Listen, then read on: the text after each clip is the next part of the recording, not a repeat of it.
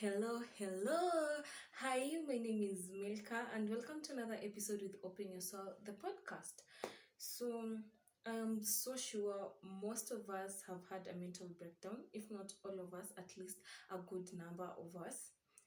It reached a point where you just want everything to stop. The music that was bringing you solitude is no longer comforting you enough. Everything is not enough for you, and you feel like you should just everything should just come at a stop, and you should just have your own space. So today I want us to talk about mental health. Yeah, let's talk about mental health.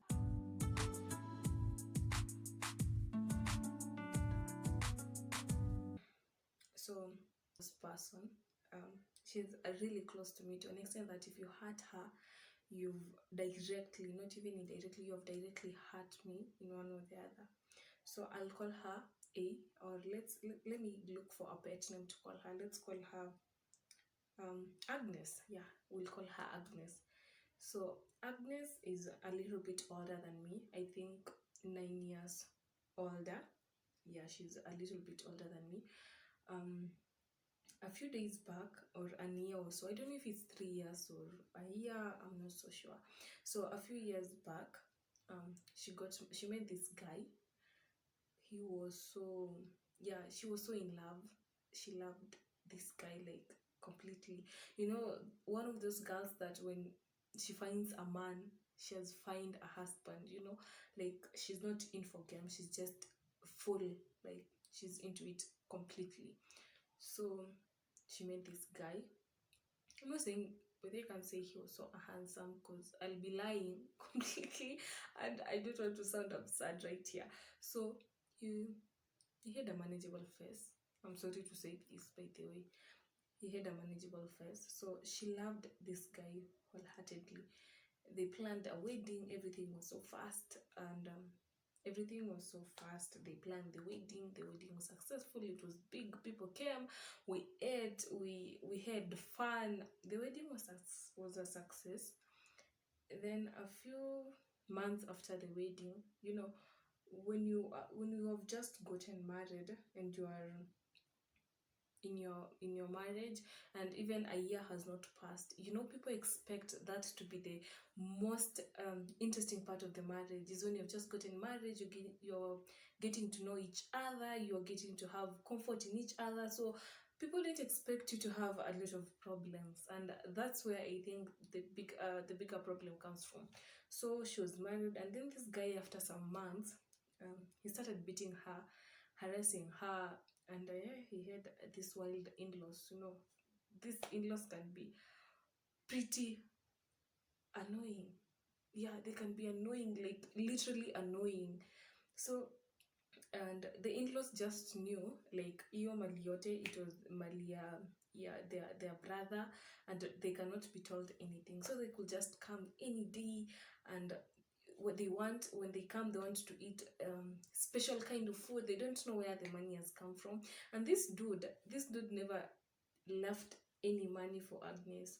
So he could just wake up every morning, he just goes, he doesn't know how the food is going to be bought or anything. He could just like go, and when he comes in the evening, he wants a specific type of food. He doesn't know, he doesn't want to care if Agnes has money or not. So Agnes endured all this, and with time, she started growing thin. Yeah, she started growing so thin, and she was this curvaceous kind of girl. So people would ask, like, why are you growing thin? It's just the beginning of your marriage. Your time ukiingia marriage, people expect you to be like you're growing, because the marriage is taking you so good. So this guy used to beat her up, and Agnes could not talk to anyone about it, because you know you to fear, like, my marriage has just been 6 months. How am I supposed to tell people I want to leave this guy? So she just endured there, and she had this hard to and believe what she just believed, like, if I am married, we're supposed to stay there for better, for worse. She gave him the benefit of the doubt that he'll one day change. He will he will transform to become another a better person, and this guy used to beat her so bad, and she had these marks on her neck, on her hand. If you could move closer, you could just see the marks on her body. So it reached a point it got so intense, and the guy used to lock the house, the bedroom and the sitting room. So Agnes, she used, if she wants to go to work, she could put an extra cloth in her handbag, then atarusha juu ya, that ka space yenye inakwanga between the mabati and hiyo surface ya almost close to the ceiling. So she could angepita hapo, then she gets outside, she cleans herself, avae nguo. So she grew so thin, and the guy started cheating, and he could post other women, and they're in marriage. So there's a time she just she had this mental breakdown, and if you ask me, or if you even ask her, if there's a time that she could have killed herself, it was at that period of time. So she for me, I always say she was a very strong girl, because no one, if it was me personally, I cannot endure all that much pain. And her friends, that's why they always say choose your friends wisely. Her friends started talking ill of her. They could, laugh at her, and then when they meet her, they are pretending, and then they go and spread outside. So she had this fear. So she had, it reached a point she was like, no, enough is enough. Mimi, I am going home. So her mom found out about the beating and what, and she was like, no, me, my daughter, she cannot go through that. Even if the marriage is 6 months, to hell with it. Like, what is the essence of staying in something that is definitely hurting you? It's not giving you peace of mind. So the mom went, took her daughter, and then they came back home. So when they were home, she was always afraid to get out, because she had this feeling like, what are people thinking, what will they think? And there's this African mentality that I really hate, where they feel like if a marriage breaks, it's always, like, all the time, it's always the girl's fault, in which, according to this girls, it was not the girl's fault. So she had this fear. She never went to church. She used to cry in her room. She could just cry, and when she goes outside and people come, she could just laugh, like, she even used to avoid going to their sitting room, because if the friends of the dad come, or the mom, they'll be like, is this your daughter who got married, those kind of things, and they were so discouraging. So me, I was in school, then I came back. I'm meeting Agnes, and she's like, you know she's not okay. She doesn't want to go out. And me, have this mentality, like, people will always talk. People will never stop talking. They'll always find something to talk about. If you decide to be thin right now, they will come and say, oh, you're too thin, you're not eating, are you stressed, are you what? If you decide to now just live freely, and then you start growing fat, they'll be like, wait, you are growing so fat, you're losing your body shape and whatever. So people never stop talking. So I'm not a talker too much. I don't know how to encourage people who are close to me, because it's usually hard. And myself at that time, I could just cry, because, as I told you, she's a really close person to me. So I used to look at her, and I'm like, okay, what am I supposed to tell her? I can't tell her it's okay, because it's not okay, or I can't tell her it's going to be okay, because she didn't know where she's standing from. So me, I just found, okay, I looked for this Aka church somewhere, and then it was a small church. It was just beginning, and surprisingly, at that time, there was a conference there. So maybe I just decided to take her there. So in the evening, I could take her to that conference. She could pray, and then, because I felt like that is the only place she couldn't be judged. She could speak to her God. She could cry out her problems. Zenyata zingine she couldn't tell me, because, as I'm telling you, she was a bit older than me, like 9 years or 10 or so. Yeah, so it changed her perspective on things. She could walk, and then, yeah, but there was still this phobia and fear. She even hated men, and she felt like she can never get where she's supposed to get. So, and remember, during these 6 months of marriage, they never got a child. So this guy could beat her, tell her you are barren. And sometimes when someone tells you things in your head, and then you start believing in them, they can always happen. They always come to happen, and they will happen according to how you think. So yeah, that's how she believed. And At that time, I had my own issues. Okay, it's not my time to talk about myself right now, but I had my own issues. So, combining my own issues with what Agnes was going through, it really gave me a lot of pain. And as much as we were helping her heal, on my side I was hurting. I had anger, I had resentment towards men. I hated men. I'm not saying, yeah, I hated men so much. And I remember there was a dude I was dating at that time. I just came one day and was like, wait, you know what, it's over. And from nowhere, because I felt whatever Agnes was going through might just happen in my life. So I felt like, what's the need of being in a relationship if that's what's going to happen? I had no one to talk to. I couldn't talk to anyone because at first I was respecting Agnes' privacy, you see. So yeah, she went to church. She focused. She got a job that same year. So I was so happy because she had at least something that kept her busy, something that kept her from thinking about stuff, the marriage and whatever. So it reached a point she had to apply for divorce. She just got her mind straight, and she was like, you know what, I just have to let go of everything. I don't care what people will say. I don't know what. So that period of going to the court was the most traumatizing for her, because at first her family was busy. The dad was going to work, the mom was going to work. Then the dad, once in a while, he could take her to court. And at first she thought she could handle it because she felt like she had gotten everything all together and all that. Then she said she didn't want a lawyer, so she went to court without a lawyer. So the dude sent his lawyer, and you know how lawyers can be intimidating. Man, okay, I admire you people, but man, you guys can be intimidating, you know. So this guy was so intimidating, he could pin her to the wall. So to a point she just had to look for a lawyer. And I remember I used to take her to court every fucking single day. And trust me, if there's a worst experience that someone can go through, it's a divorce. And it's an early divorce. We've just been married for 6 months. We're going to court. Yeah, it was so traumatizing. Not just for me, but I'm so sure it was more traumatizing to her. Yeah, so she used to go to court. And I don't know, God can be amazing, you know. God can be amazing. This She just got her life in order. Yeah, the CAT course went pretty fast. It went well. As much as it was traumatizing, she had people around her, people to support her, people tell her that it's going to be okay, everything will be fine, don't worry, we got you. So yeah, after some time she met this dude.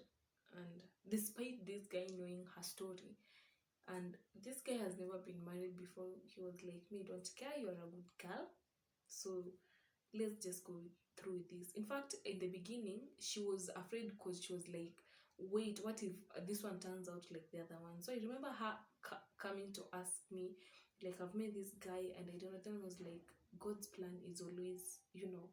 So what is the message behind all this?